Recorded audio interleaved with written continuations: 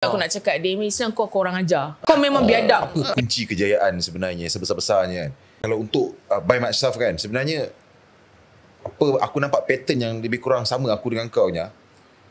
We are very macam mana kita kata dengan mak kita pun. Macam mana pun we always dahulukan dia. Betul. Sebab apa? Aku always percaya yang mana kalau kau nak rezeki kau ataupun rezeki lah, rezeki bukan kekayaan lah. Kalau kau nak rezeki kekayaan kau macam seorang raja, kau kena treat mak kau macam seorang raja, pemaisuri. Betul. Raja. Sebab dia tak tapi ada, bila aku dah start tahu yang bila aku utamakan mak aku, daripada situlah.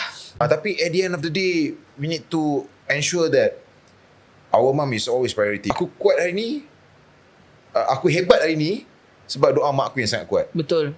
Hebatnya kita hari ni adalah sebab doa mak kita yang sangat kuat. Sebab dia bukan khusus kepada dia khusus kepada perempuan, isteri, kerja dulu. So bila kontak dia kata aku rasa macam satu je aku nak cakap, dia Mason kau orang ajar. Kau memang biadab. Memang aku nak cakap kau memang sangat kurang ajar.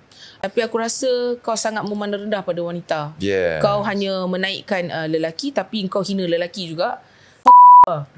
Tapi aku cakap dengan kau, macam aku kata, bila kita buat konten 70 tak suka, 30 setuju. Impact pada orang yang baru berkahwin juga tau.